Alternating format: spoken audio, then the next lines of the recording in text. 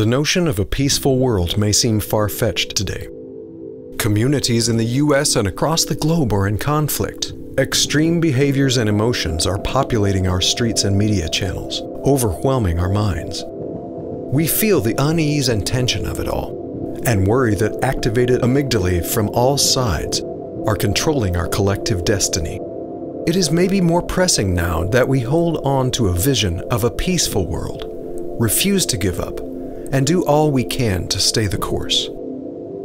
Isn't this in essence what we, the IFS community, are constantly doing? We are each guiding our own inner system to reclaim some say in how we respond to the struggles within and around us, and then helping others to do the same.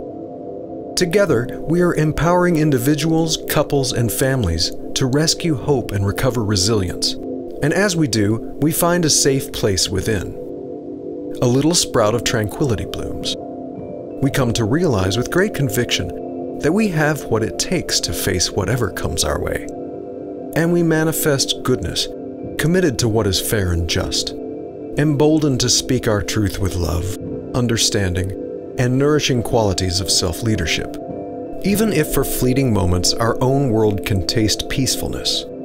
Like the proverbial pebble in a pond, peacefulness can then ripple outward from each of us into our own circles and spaces, and we become centers of healing and hope. The Foundation for Self-Leadership stands with the IFS community, providing inspiration and support, and scouting new paths ahead. The Foundation, working with the Institute hand in hand, two partners pursuing a shared vision, driven by the vision that more peaceful minds can contribute to a more peaceful world. The vision is one of broader access for all to inner healing, well-being, and fortitude, greater authenticity and emotional intimacy among people, which lead to a society that is naturally guided by uplifting ideals of a shared humanity, which cultivates civic, corporate, political, and religious leaders who are committed to the greater good. This, in the IFS parlance, is a self-led world.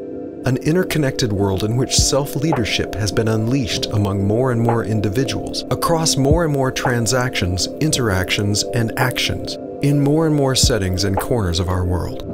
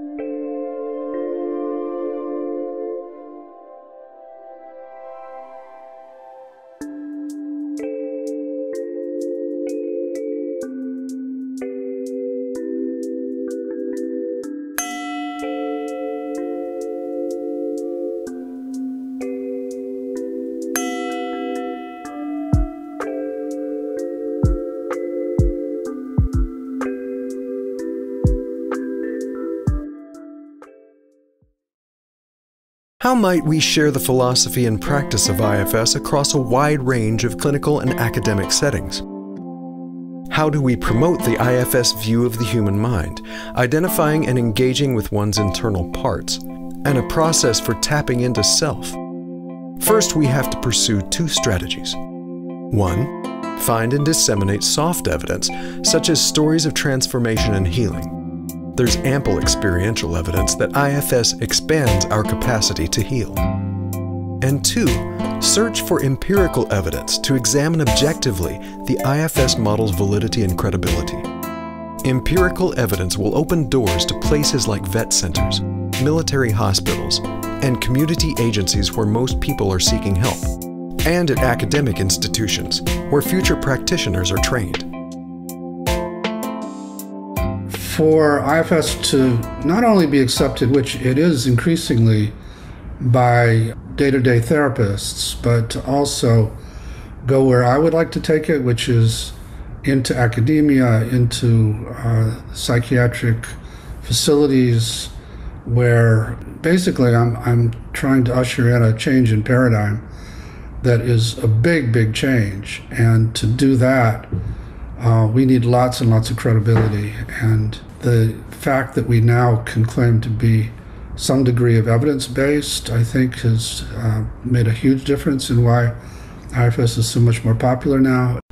And, I also believe in doing research to discover things. I've always seen myself as a researcher. I'm an empiricist. I just have been following the data from my clients, basically. But there are ways to really test a lot of the assumptions that I've made this way, too, and see if what we're claiming actually is real.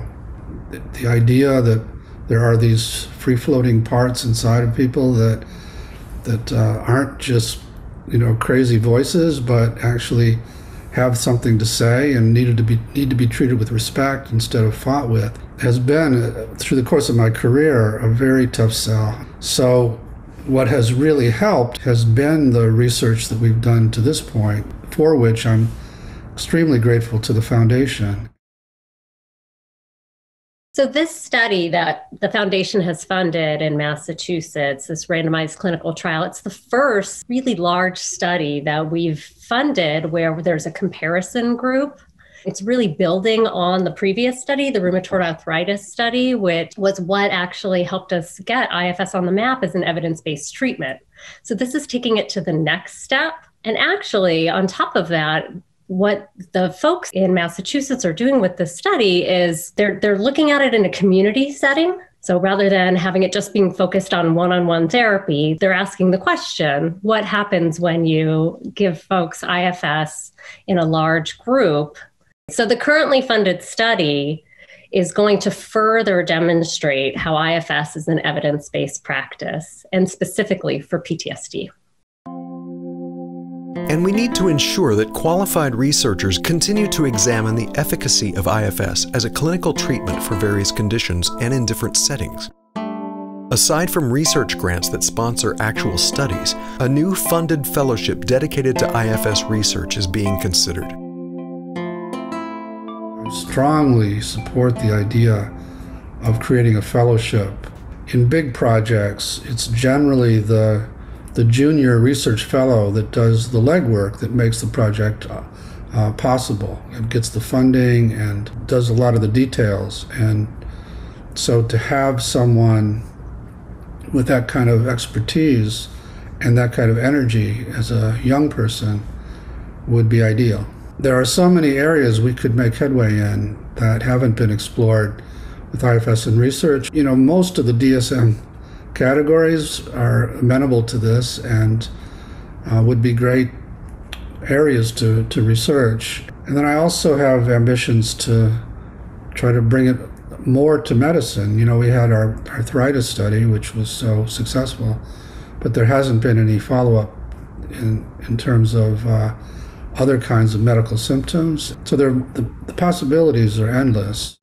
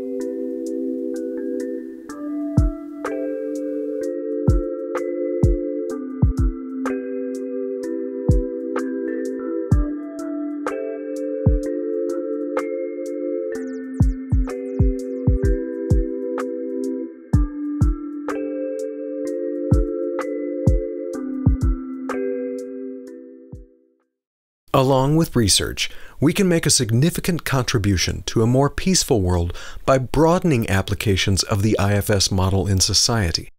There is a pressing need in society at large for greater self-awareness and relational harmony, empowering people to become more resilient and able to heal emotionally from life's developmental and traumatic experiences. We recognize the inherent applicability of the IFS model in diverse settings and with diverse populations, including educators, veterans, and members of communities that have been traditionally marginalized. But IFS is just so intuitive that people just seem to grasp it immediately. And I think that's really important in a school setting when teachers are being given so many new approaches, new ways of teaching curriculum. They're really overwhelmed. So when I look at the significance of bringing IFS into schools, what I realize is, first and foremost, I hope that we are honoring and nurturing the educators, that they know that they have a place they can go to find calm in the midst of a busy day, that they can find curiosity in the midst of conflict, that they can find compassion when they feel frustration and difference.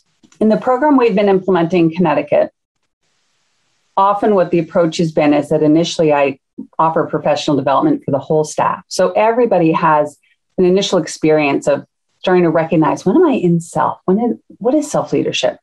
And also everybody starts to get this idea that we have different parts, that we can step back and unblend, and that we can have compassion for their positive intent. So the staff as a whole is starting to learn these core ideas and showing benefit. And so then you tell a teacher, hey, we're going to do this thing called internal family systems. And, you're going to get to know yourself. And they're like, I don't think so. Right. But when they can see the magic with kids, that kids can take that ownership of regulating their own behavior. And then if they are more peaceful, then the person next to them can be more peaceful. I mean, that's life-changing. That's world-changing. So I've been side by side with teachers in schools for about 10 years now, and I am profoundly moved and grateful every day as I witness what they do to not only raise our children academically, but they're really a model for social and emotional well-being every single day. And their everyday interactions matter profoundly to our children and to the future of our planet. I think that me modeling the, parts and that kind of language, I think with kids, it impacts their learning because they're ready to learn. They're more online. So if I check in with them and I'm asking them, what number are you today? If they're more able to talk about it, to use language to talk about how they're feeling, that is not only going to help them to learn, but it's going to help me to structure my instruction so that I can say, ooh, I've got this class today, and man, something happened at recess right before they came in, and they're all like jumping and they're all like riled up. All right, we're not ready to learn right now.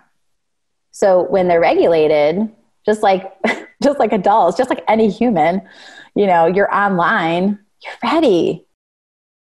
This last year, Dr. Janie Smith did program evaluation, and we were so excited by the results because she found that there were statistically significant results. Certainly for those that kind of had high dose, the ambassadors, they really showed that not only did they experience greater self-leadership in the midst of and after our workshops, but they maintained a practice in some personal way, and also they were taking it to their work with students. But also there was a real measurable, we moved the needle for the staff as a whole. So there was reports of, people felt less hijacked by their emotions, more calm in general, more connection with their colleagues, better able to respond to students who were having strong emotional responses. It was just really promising that what I think many of us have known and experienced is the benefits of IFS in everyday life was showing up as a concrete, real benefit in a school setting.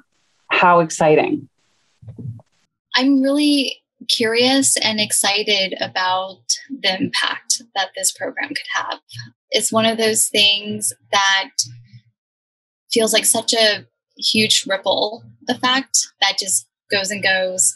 Also, what we do know about academic achievement and inequity is that this really helps us move from that. That's really like when you have strong relationships, when you have compassion, you close those inequities, right? When you start seeing, when you're able to teach from a whole place and see others from a whole place, those things diminish. The issue, which we're now calling post-traumatic stress disorder, has been around pretty much forever. When the Roman legions came back from wars, they were told, you guys need to stay on the other side of the Tiber River. We don't want you over here mixing it up with the civilians because you're dangerous and you're inappropriate. You drink too much. You cause fights and trouble.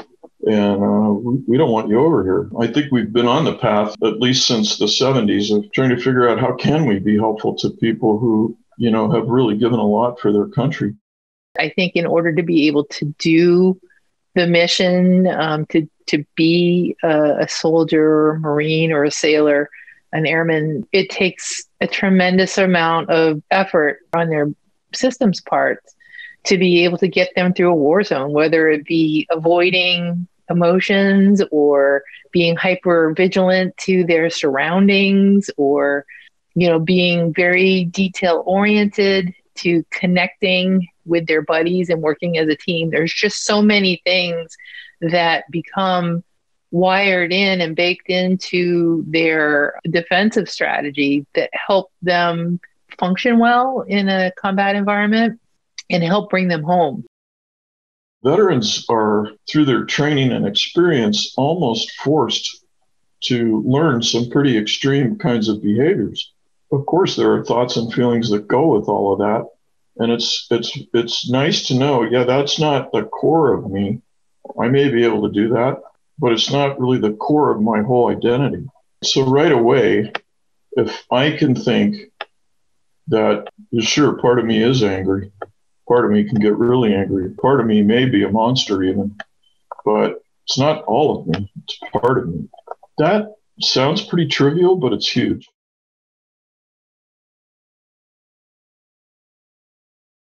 The challenges are usually around power and oppression, particularly in our community.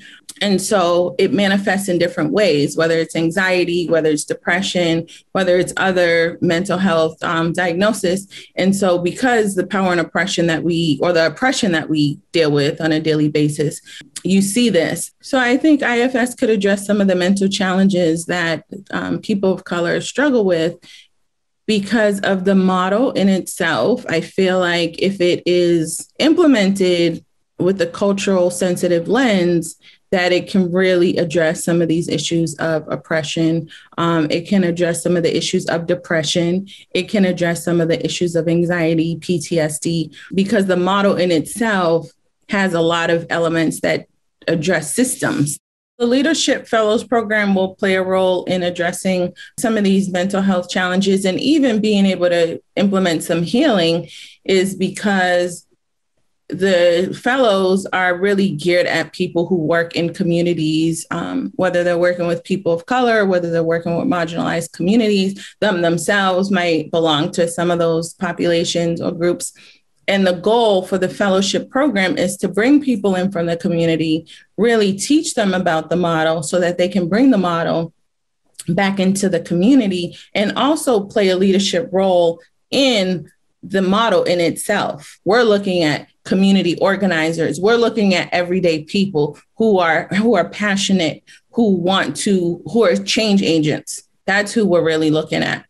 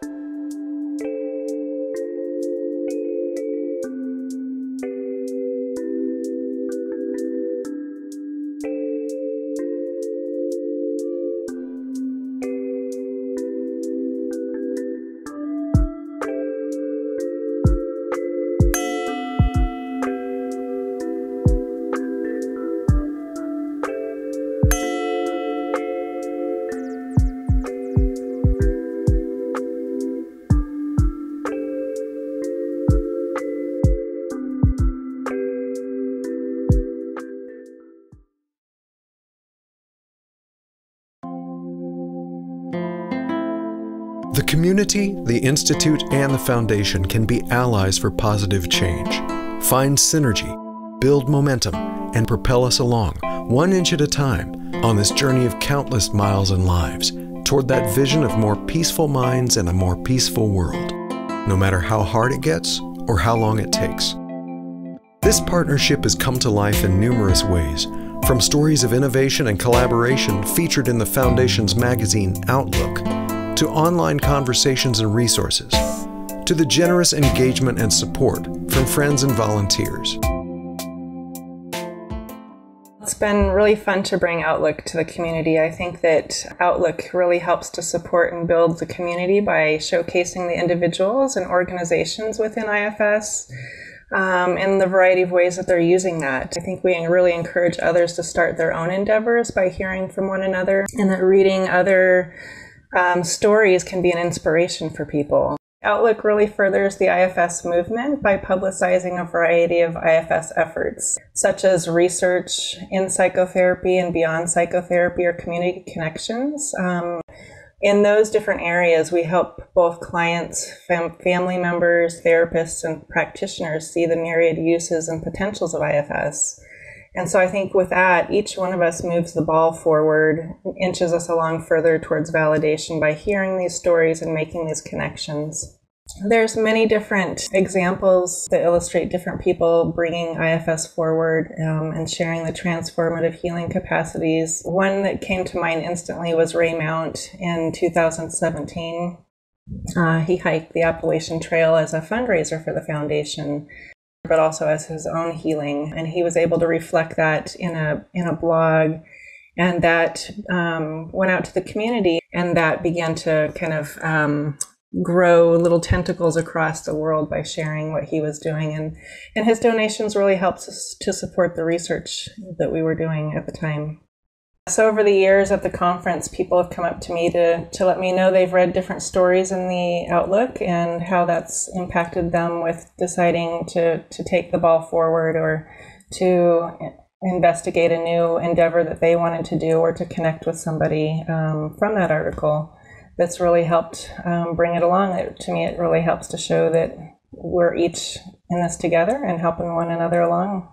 And I think that the power of storytelling really does bring us together and help really connect one another. I think it also makes those ripples of the reaches of IFS larger and larger as well by hearing from one another.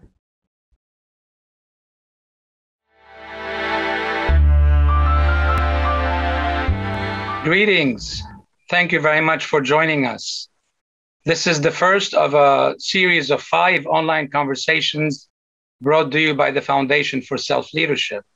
I also think it ties to the fact that every one of us is an influencer of someone. And so if we're going to have a civil society, we're going to have to be civil individuals, and we're going to have to carry that civility in us, which implies that this idea of paying attention to where the leadership of ourselves is coming from really matters in the moment. And when we are triggered, that's an easy time, especially with the people that we know we have influence with. We know we have influence with the people closest to us. And that really is an opportune moment to go in the wrong direction when we sort of let parts that are in extreme states of emotion have their sway. And then it does become, I could have easily imagined one of my children or my grandchildren saying, well, if she, behaves that way, why shouldn't I? And so it then becomes this perpetuating thing. Being compassionate doesn't mean you abdicate your value system or the protection of yourself or your family. It means that at times you may have more of a sense of maybe I could enter into a dialogue or not. So it's easy for me to then extrapolate that there is a collective self that we can tap into. So how do we do that? How do we create the conditions for that? So for me, that's something that all of us can think about in this time, that is so high stress for people. Can we be civil, not just as a response, but can we be proactively civil, recognizing the humanity of others, looking people in the eye, calling them by their name, expressing gratitude for who they are and what they're doing in our world? Since the beginning of my knowledge of the foundation, I've watched it grow.